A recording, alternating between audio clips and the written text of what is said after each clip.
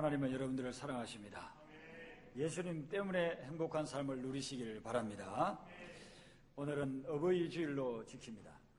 우리를 위해서 희생하시고 헌신하신 어머님을 생각하시면서 감사의 박수 한번 보내드리겠습니다. 감사합니다. 우리가 천국에 가게 되면 숱한 믿음의 영웅들을 만나게 될 것입니다. 성경에 나오는 여러 인물들을 여러분들이 영적으로 보게 될 것입니다. 하나님을 깊이 만나서 하나님과 친구처럼 지냈던 모세를 만날 것이고, 믿음의 조상으로서 100세에 얻은 아들을 바치라고 했을 때 순종하면서 바쳤던 아브라함을 만날 수도 있을 것입니다.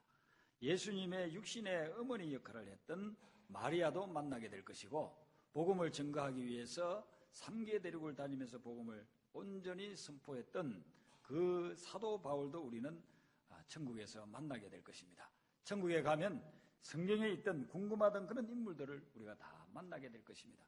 그리고 기독교 역사에서 나타났던 인물들, 순교당한 폴리카비라든지 성 어거스틴이나 또 성 프란시스, 우리 한국의 귀한 목사님들 중에서 주기철 목사님이나 손영원 목사님을 만날 수 있을 것입니다. 또 비교적 최근에 돌아가신 한경직 목사님도 천국에서 만나게 될 것입니다. 이런 사람들은 믿음의 영웅이라고 볼 수가 있습니다. 여러분, 우리가 일반적으로 영웅이라고 그렇게 이야기하면 다른 사람보다 덜 걸출한 그런 사람, 특별한 사람, 이런 분들을 영웅이라고 그렇게 이야기합니다. 보통 사람들은 흉내도 낼 수 없는, 보통 사람들은 생각할 수 없는 그런 것들을 갖춘 사람들을 영웅이라고 합니다.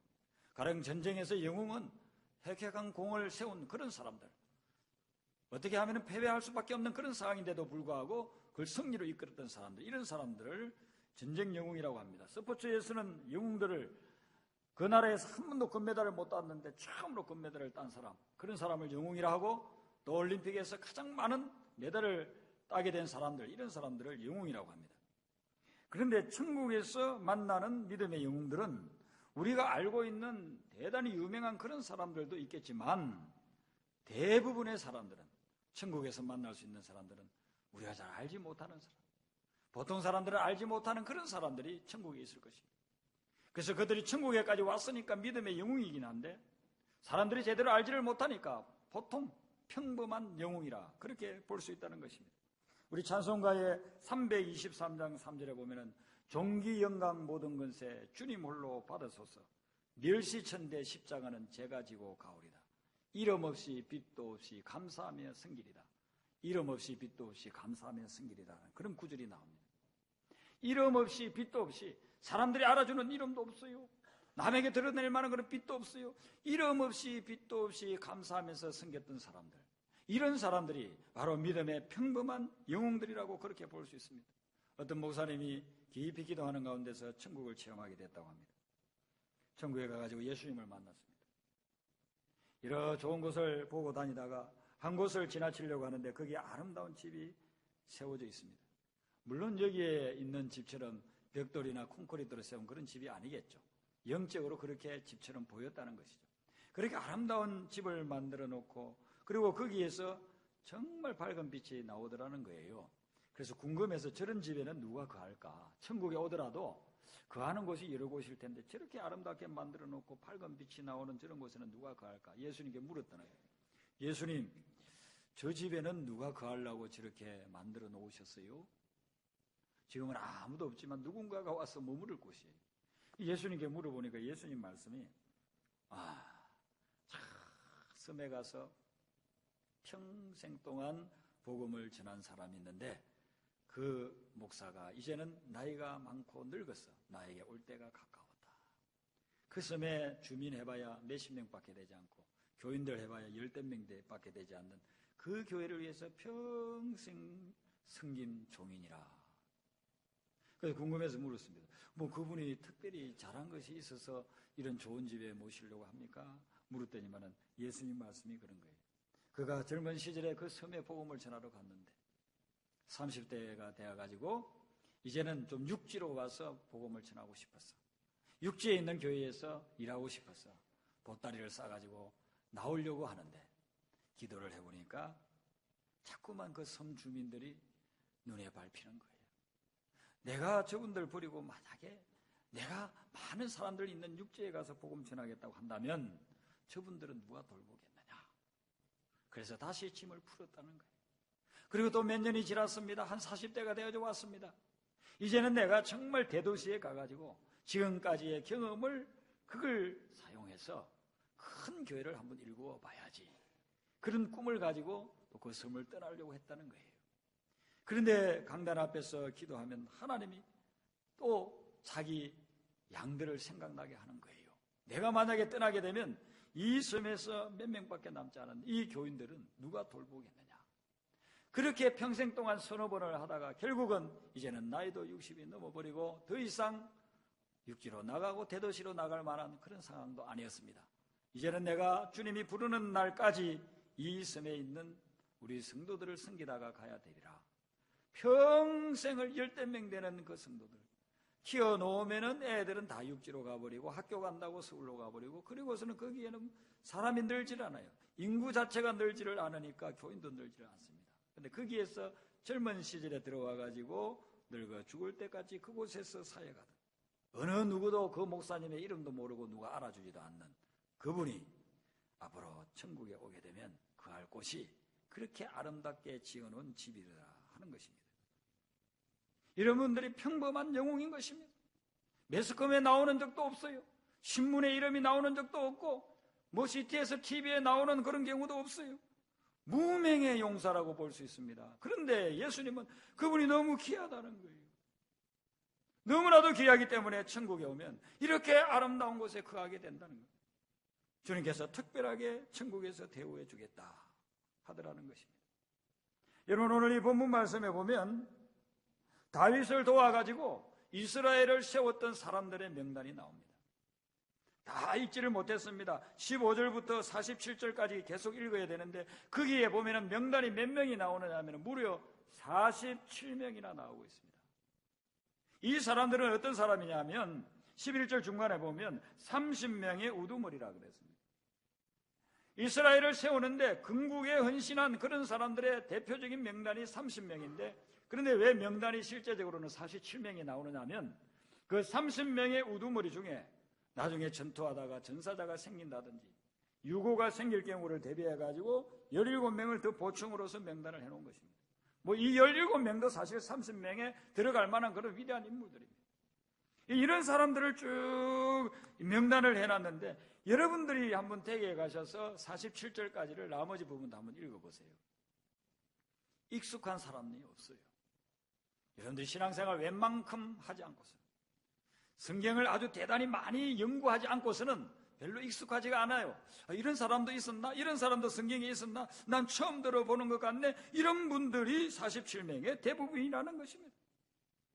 그 47명 중에서 아주 뛰어났다고 하는 사람 세 사람이 오늘 본문에 소개되고 있는데요. 11절에 보시면 중간에 학몬 사람의 아들 야서부암이라고 했습니다. 야서부암을 여러분들 들어봤습니까? 야서부암 발음하기도 쉽지 않아요. 그리고 12절에 보시면 엘르아살. 엘르아살이라는 이름은 비교적 많이 나와요. 그런데 우리가 알고 있는 엘르아살하고 또 달라요. 동명이인, 동명삼인, 동명사인 중에 한 사람이 엘르아살이에요. 그리고 13절, 14절에 13절 그가 하면은 12절에 나온 엘르아살로 여길 수 있는데 오늘 이 내용의 구절들이 똑같은 내용이 사무엘하 23장에도 나와요. 거기 보면 13절, 14절의 내용의 설명에 해당되는 사람이 누구냐면은 삼마라는 이름을 가진 사람이에요. 삼마.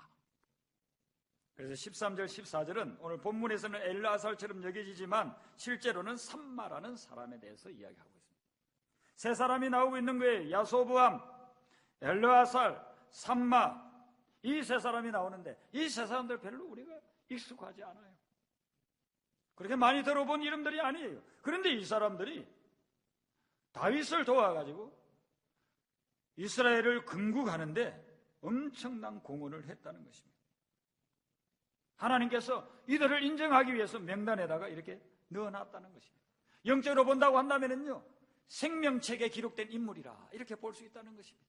우리가 주님 앞에 갔을 때에 생명책에 다 기록이 됩니다. 예수님을 믿은 사람은, 하나님의 자녀된 사람들은 한 사람도 빠짐없이 생명책에 이름이 딱 나와 있습니다. 홍길동, 서대반 집사, 에스더 집사 이렇게 다 나와 있는 거예요. 만약에 생명책에 이름이 없다고 한다면 구원받지 못한 사람입니다. 저는 오늘 여기에서 예배드리는 모든 분들이 예수님 잘 믿어서 생명책에 다 그 이름이 남아있기를 바랍니다. 한 분도 빠짐없이 천국에 가서 다 만나야 돼요. 우리 그 웨스트 코비나에서 신앙생활, 유니온교에서 신앙생활 했던 모든 분들은 천국에서 한 분도 안 빠져야 돼요. 그런데 이 사람들이 천국에서 생명책에 기록된 이름과 같은 그런 이름을 가진 분들이라는 것입니다. 그리고 이분들은 어떻게 해서 이렇게 이름이 기록이 되어졌느냐는 거예요. 10절 중간에 한번 보시기 바랍니다. 10절에 보시면 이 사람들이 무엇을 했느냐면요, 온 이스라엘과 더불어서 일했다는 거예요. 대단한 공적을 이루지 못했을 수도 있어요. 엄청난 자리에 올라가지 못했을 수도 있어요. 능력이 대단한 그런 사람도 아닐 수 있어요. 그런데 이 사람들이 어떻게 해서 이렇게 명단이 쫙 나올 수 있었느냐 하면 이스라엘과 더불어서 일했다는 것입니다. 여러분, 함께 더불어서 일한다는 것은 쉽지 않습니다. 부부시간에도 오랫동안 오래 살아도 생각이 달랐잖아요. 그런데 서로 다른 환경에서 서로 다른 경험을 가지고 있는 사람들이 더불어서 함께 일한다는 게 이게 쉽지 않아요. 이 가능성은 내가 죽어야, 내 자아가 죽어야 더불어서 일할 수가 있어요. 우리가 교회에서 일을 할 때에, 또한 선교를 가가지고 선교지에서 일을 할 때에 더불어서 함께 일한다는 것은 굉장히 쉬울 것 같은데 실제로 해보면 쉽지 않습니다. 어떤 선교사님은 그러더라고요. 선교지에 가가지고 자기가 거기 평생 투자하려고 갔다는 거예요. 그런데 1년 만에 돌아왔어요. 어떻게 해서 돌아왔습니까? 제 앞에 선교사로 간 분이, 그분이 책임을 지고서 하는데 그분하고 도대체 맞지를 않습니다.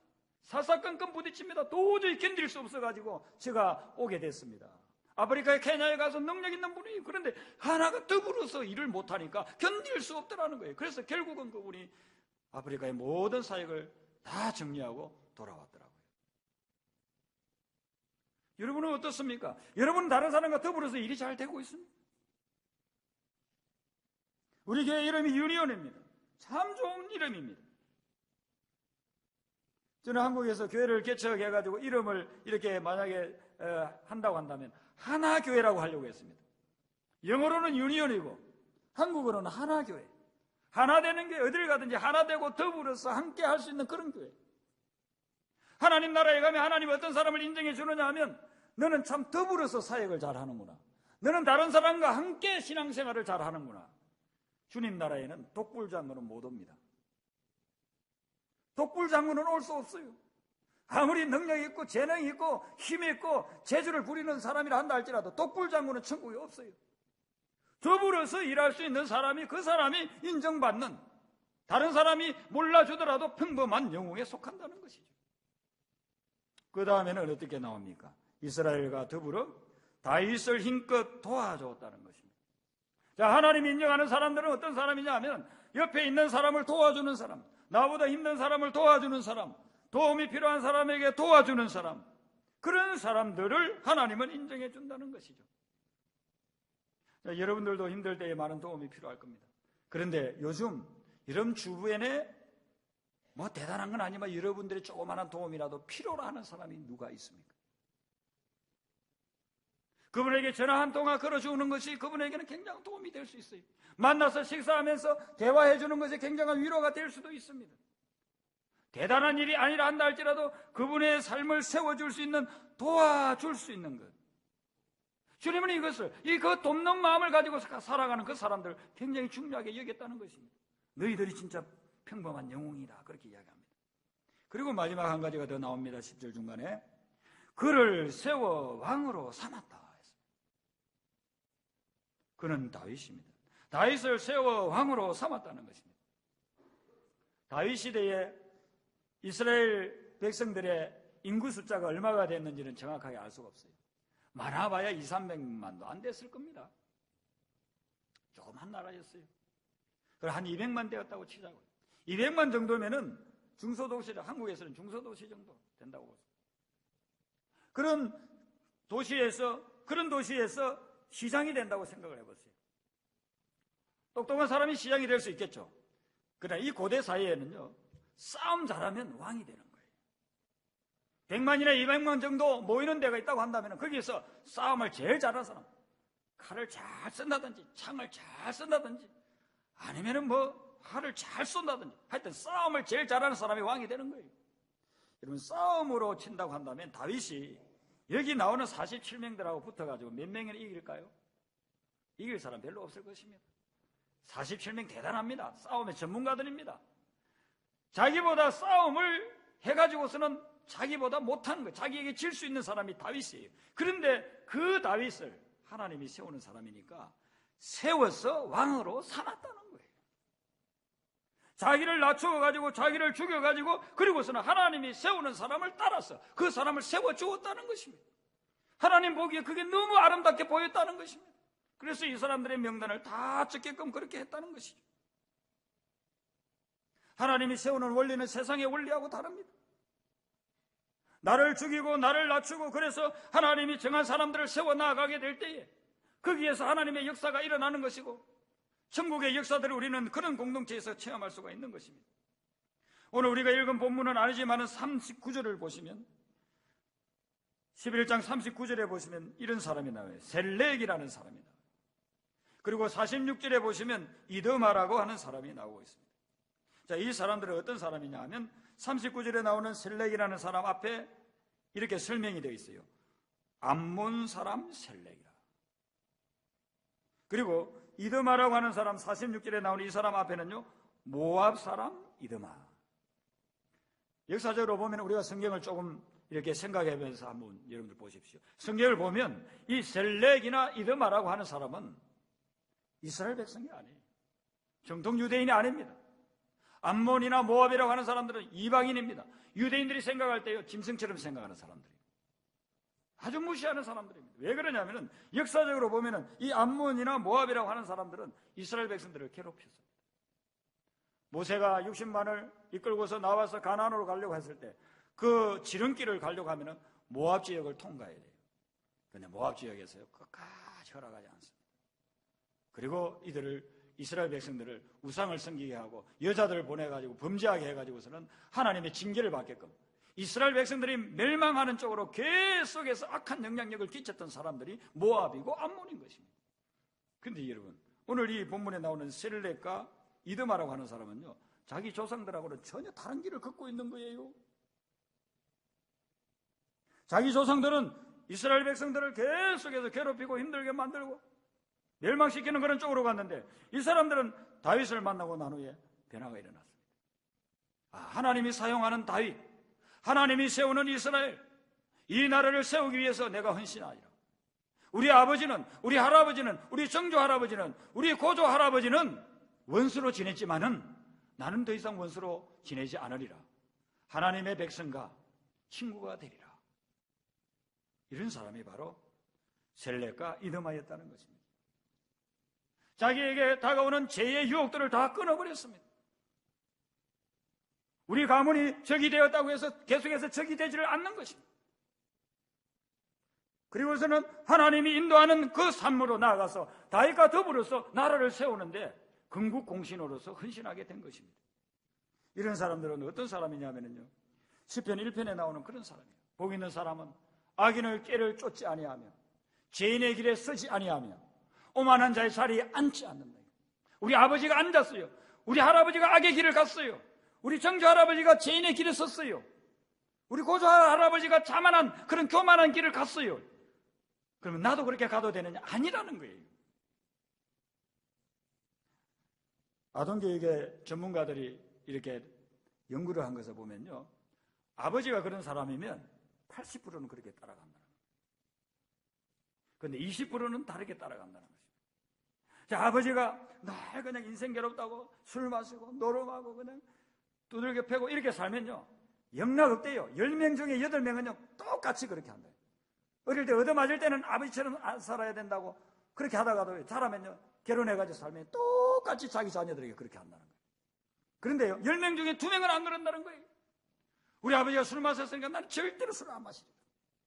우리 아버지가 저렇게 노름하고 그냥 바람 피우고 하니까 나는 절대로 그렇게 하지 않아요. 나는 가정을 가지게 되면 정말 내 아내만 사랑하리라.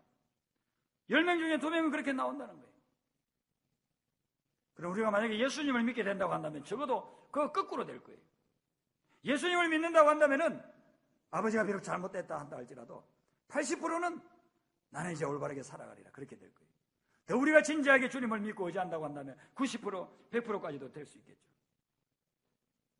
오늘 이 본문에 나오는 셀렉이라고 하는, 또한 이드마라고 하는 이런 사람들은 어떤 사람이냐면은 내 부모가 잘못했기 때문에, 내 조상들이 잘못했기 때문에, 그래서 그거 탓하면서 나도 비슷하게 살아가는 그런 인생이 아니었다는 것입니다.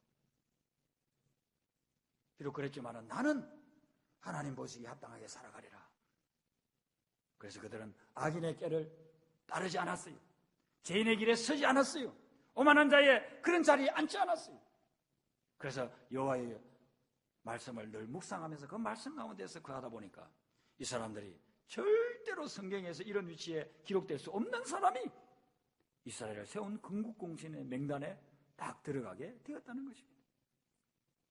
베드로와 요한을 이야기하면 여러분들은 다 알 것입니다. 교회 조금이라도 나온 분들은 베드로가 누군지 요한이 누군지 다 압니다.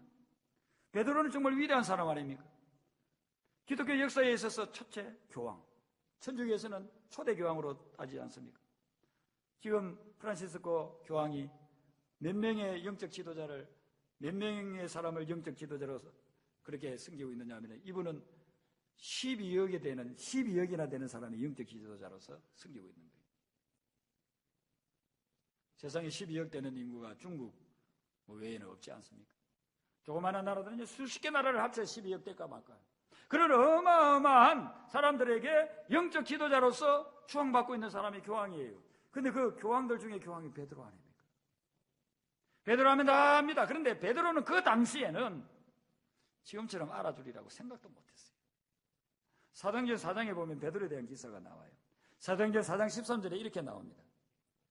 그들이 베드로와 요한이 담대하게 말함을 보고, 여기서 그들이라고 하는 것은 바리새인들, 유대교 지도자들입니다.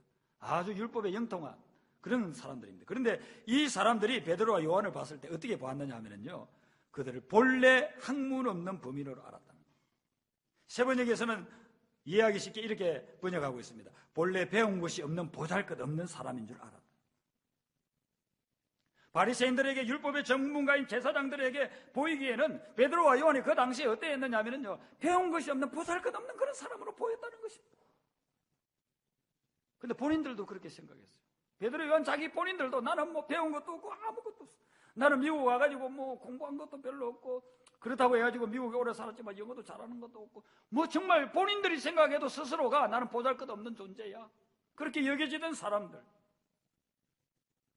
근데 이 베드로와 요한이 하나님 앞에서 주님의 말씀을 붙잡고서 쓰임받기 시작하니까 이 사람들이 기독교의 역사에 토대를 놓는 그런 사람들이 됐어요. 전 세계를 복음화 하는데 주역이 된 사람들이 바로 베드로와 요한이 됐다는 것입니다. 이들은 지극히 평범한 사람들이었지만은 주님의 말씀을 따라서 나아가게 될 때에 그들의 인생이 어느 누구도 감히 범접하기 어려울 정도의 그런 영웅이 된 것입니다. 당대에는 평범한 영웅이었지만 시대가 흐를수록 그들은 위대한 영웅으로 바뀌게 되었다는 것입니다. 찰스 핀이라는 사람을 여러분들 아십니까? 미국에 살면 찰스 핀이라는 사람을 알아야 돼요. 신학교 가면 찰스 핀이라는 사람에 대해서 너무나도 많이 듣습니다. 미국 기독교 역사에 있어서, 이 교회사에 있어서 찰스 핀은 유명한 사람입니다. 1700년대에 미국의 대각성 운동이 일어났습니다. 영적으로 많은 사람들이 회개하고 주님 앞으로 돌아오고 교회가 곳곳에 세워지는 그런 놀라운 역사들이 일어났습니다. 우리나라에 1970년대에 70년대 말에는요, 우리나라에 일어났다 잠을 자다가 일어나면은요, 하루에 교회가 3개가 세워진다고 했어요. 한 해에 100만 명이 주님 앞으로 돌아온 해가 있었습니다. 그런 놀라운 역사들이 1700년대 중반 후반에 미국에서 일어났습니다. 그 대각성 운동의 핵심적인 인물이 몇 명이 있는데 그 핵심적인 인물 중에 한 사람이 바로 찰스 핀입니다. 이 사람은 개인 목회를 하지 아니하고, 개교의 목회를 하지 아니하고 순회 전도사 역할을 했습니다. 가서 여기에 집회를 하고서, 그리고서는 거기에 사람들이 모이면 교회를 세우고 자기는 떠나는 거예요. 웨스트 고비나에서 집회해서 여기 한 4, 50명 모이면 여기에 교회를 세우고 전도사님이나 목사님 모셔다 놓고 자기는 또 다른 데 가는 거예요. 그리고 노을소리집 가가지고 거기에서 또 집회해서 일주일 집회해가지고 거기 사람들 모이면 거기에 또 교회를 세워놓고 자기는 또 다른 데를 가는 거예요. 저기 발렌시아 가가지고 거기에서 또 집회하는 거예요.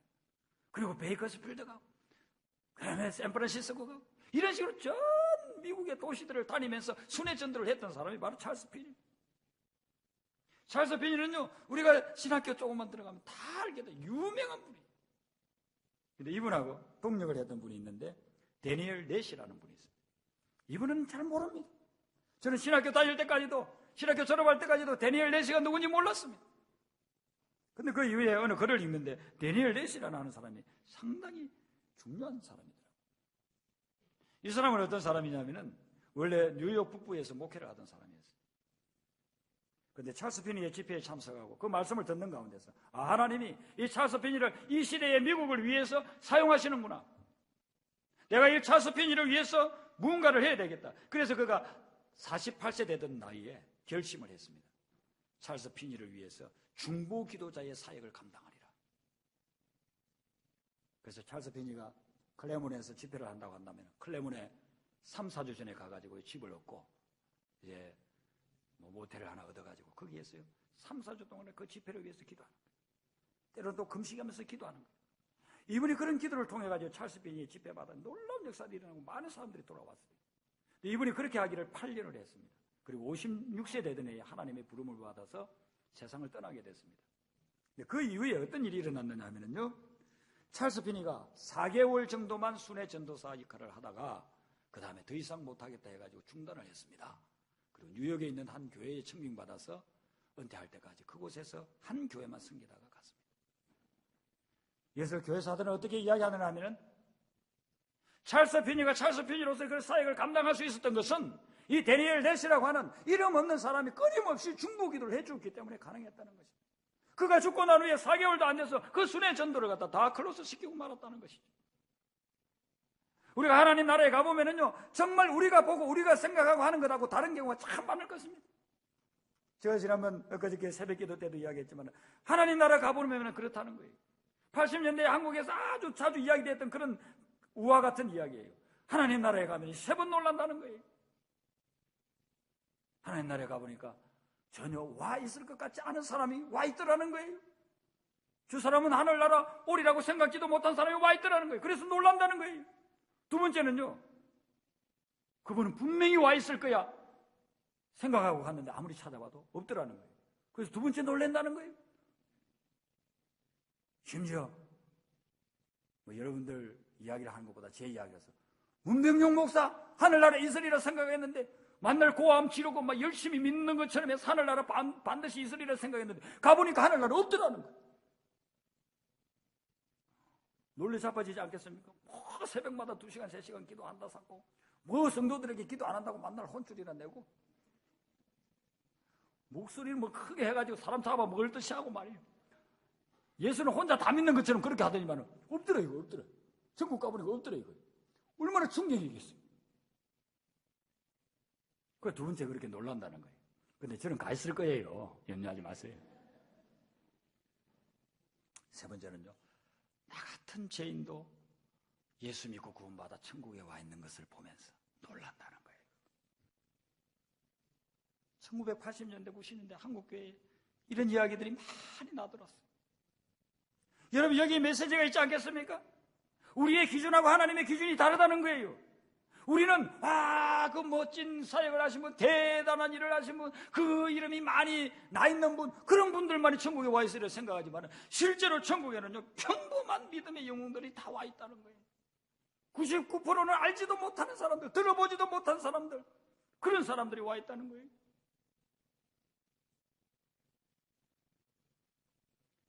요 한국에서 복음화율이 아주 낮은 곳들이 어디냐 하면요, 이 부산이라든지 대구 또 강릉 이런 지역이 복음화율이 낮습니다. 서해안 쪽에 있는 저 전라도라든지 이런 데 복음화율이 굉장히 높습니다. 심지어 익산 같은 데는 복음화율이 35%입니다. 10명 중에요 3명 반은 교회를 다녀요. 그 익산은 굉장한 곳이에요. 그런데요 부산 같은 데는요 몇 년 전만 해도요 7%, 8%, 강릉 같은 데는 6%, 뭐 이런 데예요. 부산은 복음화율이 너무나도 낮아요. 근데 그곳에서 요즘 새로운 무브먼트가 일어나는데 아주 성경적이고 건강한 교회들이 든든하게 세워져 나가고 있습니다. 몇천 명, 심지어는 10,000명 이상 모이는 그런 교회들도 부산에 지금 일어나고 있습니다. 그런 교회들 중에 한 교회가 풍성한 교회라는 교회입니다. 목사님이 김성곤 목사님. 저는 그분을 전혀 모르는데 한 8년 전에 제 친구 목사님이 그분을 소개해줘서 그분을 만났습니다. 그리고 1년에 6분을 그분 교회에 가서 같이 지내면서 제가 많은 것을 배웠습니다.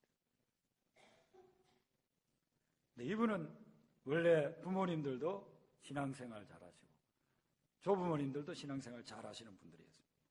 근데 이분이 어릴 때는 신앙생활 잘하다가 이제 20대에는 방황을 많이 했습니다.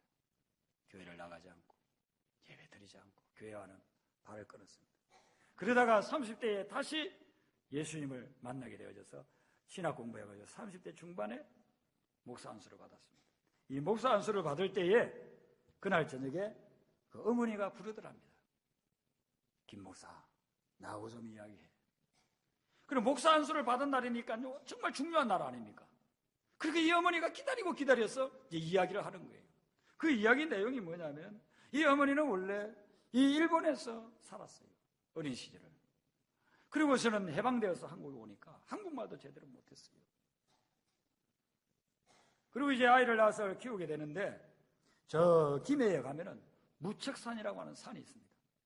그 산을 왜 무척산이라고 했느냐면요, 산이 무척 깊다. 그래서 무척산이라고 했어요.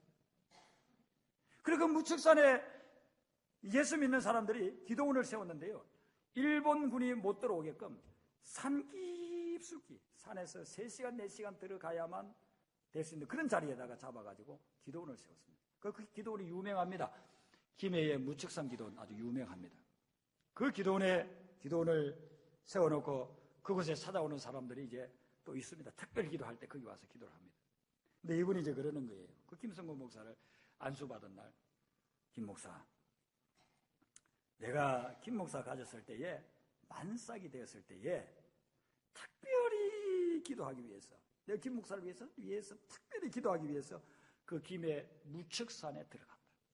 만삭의 몸으로 서너 시간 산길을 걸어서 들어가가지고 거기에서 일주일 금식을 하고 그리고 얼마 후에 너를 낳았다. 여러분, 산모가 일주일 금식한다는 게 얼마나 어렵겠습니까? 혼자서 우리가 일주일 금식하기도 어려운데 산모가 아기가 자기 영양분 다 빨아먹고 있는데 일주일 금식이 쉬운 거겠어요? 그 아들을 위해서 생명을 걸고 금식 기도를 한 거예요. 그리고 이 아들을 위해서, 태어나서부터 아들을 위해서 하루에도 수없이 기도를 했어요. 그런데 이 아들이 20대에 방황할 때 아무 소리 하지 않고 그때도 묵묵히 아들을 위해서 기도했어요. 그리고서는 돌아와가지고 신학교 공부해서 안수받을 때에 이야기하는 거예요. 여태까지 한 번도 이야기하지 않은 것을 목사가 되는 아들을 놓고 이야기하는 거예요. 네가 그렇게 방황할 때 네가 어떻게 태어났는지 아느냐? 네가 태어날 때 그냥 태어난 게 아니야. 내가 만삭의 몸으로 일주일을 너를 위해서 금식 기도했어. 네가 20대 방황할 때 내가 눈물을 흘리면서 얼마나 너를 위해서 기도했는지 아느냐? 너는 이 기도가 있어서 목사가 됐다. 절대로 자만하지 말아라. 사람들 무시하지 말아라. 교만하지 말아라. 네가 목사가 된 것은 절대로 네 힘으로 된 게 아니야. 네가 똑똑해서 된 것이 아니야. 네가 무슨 하나님 앞에 돌아오고 싶어서 돌아와가지고 그렇게 된 것이 아니야. 네 배후에 이와 같은 피눈물 흘리는 기도가 있었기 때문에 네가 돌아온 거야. 앞으로 너 목회 평생 이거 생각하면서 하나님 마음에 맞게 제대로 목회하라. 이분이 그 어머니의 기도를 잊을 수가 없는 거예요. 그리고 나중에 어머님이 돌아가시고 난 후에는 자기는 영적으로 뭔가 허전하던데 자기 혼자 아무리 무릎을 꿇고 기도를 하고 밤을 새면서 기도해도 어머니의 기도가 사라버리는 그 상황 속에서 자기는 허전함을 늘 느낀다고 그렇게 고백을 하는 거예요. 수많은 목회자와 사모들을 앉혀놓고 그런 고백을 하는 거예요. 김성곤 목사 하면 한국에서 유명한 사람, 세계적으로도 지금 유명한 사람이 됐습니다. 부산의 풍성한 교회. 그러나 그분이 그렇게 된 것은 그분의 어머니 누군지 몰라요. 본 사람도 없고 이름도 몰라요. 이름을 알려줘도 뭐 돌아서면 잊어먹어요. 그 평범한 여인이 금식하며 철회하며 드렸던 그 기도가 그런 유명한 사람을 만들었다는 것이죠. 그래 우리가 천국에 올라가면 그 김성곤 목사가 받을 상이 많을지 그 어머니가 받을 상이 많을지 몰라요. 제 생각에는 그 어머니가 훨씬 더 위대한 상을 받으리라고 저는 생각해요. 교회가 건강한 교회가 되고 교회가 능력 있는 교회가 되려고 하면 평범한 믿음의 영웅이 많아야 될 줄로 믿습니다. 여러분들 한 분 한 분이 인정받지 못해도, 사람들에게 각광받지 못해도 평범한 믿음의 영웅이 된다고 한다면 이 유니온 교회는 역사의 길이 남을 교회가 될 줄로 믿습니다. 우리가 2주 후에는 수련회를 가게 됩니다. 정교인 수련회 3년 전에 있었고 그 이전에도 또한 했을 것입니다. 그런데 이번에 여러분들 수련회 작정을 하시고 참석을 하세요. 이번에 오시는 최상원 목사님, 이분은요 아프리카 우간다에서 7년 동안 선교 활동을 하십니다. 그리고 알래스카에서 또 거기에서 교회를 세우신 분입니다. 지금은 벤추라 감리교회인데 거기에는 벤추라면 여러분들이 아시다시피 한인들이 별로 없는 동네입니다. 그곳에 가서 놀라운 영적 부흥을 일으키고 있는 그런 분입니다.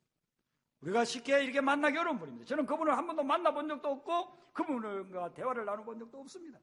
그런데 성령께서 저희들에게 감동을 주셔서 우리 교회에 이분이 연결이 되게 된 것입니다. 저는 이번에 수련회를 우리 성도님들이 은혜 받게끔 해야 되겠다는 마음도 있지만 제가 은혜 받으려고 작정하고 있습니다.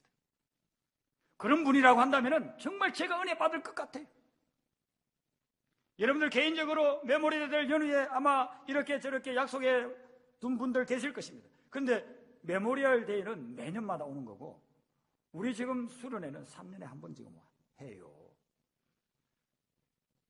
미루시기 바랍니다. 개인적인 약속들 좀 바꾸시기 바랍니다. 교회를 위해서 희생한다는 것이 뭐겠습니까? 하나님 일하고 내 일하고 겹칠 때 하나님 일을 우선하는 것, 그게 교회를 위해서 희생하는 겁니다. 그게 하나님 중심의 신앙입니다. 여러분들이 이번 기회에 정말 교회를 위해서 내가 영적으로 도전받고 은혜받고 변화되기 위해서 이번 수련회에 참석하리라. 다 참석하였어. 어린애로부터 어르신들까지 특별히 힘들어서 건강상 이유로 참석하지 못하는 분들을 제외하고는 다 참석하여서 한번 우리를 위해서, 우리 교회를 위해서 한번 기도해보자고요. 2박 3일 동안 하나님 앞에 목숨 걸고 한번 기도해보자고요. 교회에 어떤 변화의 역사가 일어나지 않겠습니까? 저는 한마디만 더 드리고 마치려고 합니다. 제가 강남교회라고 하는 교회를 갔습니다. 그때는 대학부를 맡았습니다. 갔더니만은 대학생들이 10대 명이 모여 있습니다. 4학년 졸업이 하니까 반이 나갔습니다. 다 해봐야 10명도 안 남았어요. 그 아이들을 붙잡고서 계속해서 도전을 주고 매주마다 모여가지고 기도하고 성경을 배우는데 애들이 바뀌지를 않습니다. 2년 동안을 그렇게 했습니다. 2년 동안을 그렇게 했는데 애들이 바뀌지를 않아서 제가 이제 그냥 번아웃 될 그런 상황에 처해 있었습니다. 그때에 선교한국 88이라고, 그 이전에는 없었습니다. 선교한국이라고 해가지고 대학생들, 청년들을 중심으로 해가지고 수백 명을 모아놓고 선교에 대해 도전 주는 그런 집회가 있었는데 주방사가 누구냐 하면 중국의 내륙 선교를 창시한 허더슨 테일러의 손자 되는 분이었어요. 허더슨 테일러의 3세 손자 되는 분이거든요. 이분이면 정말 가능하겠다.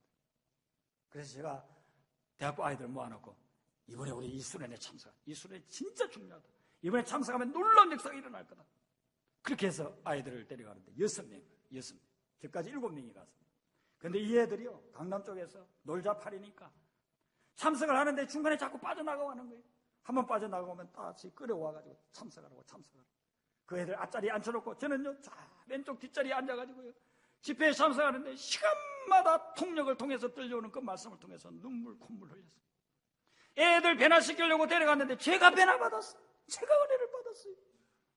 그리고서는 여름 방학이 지났습니다.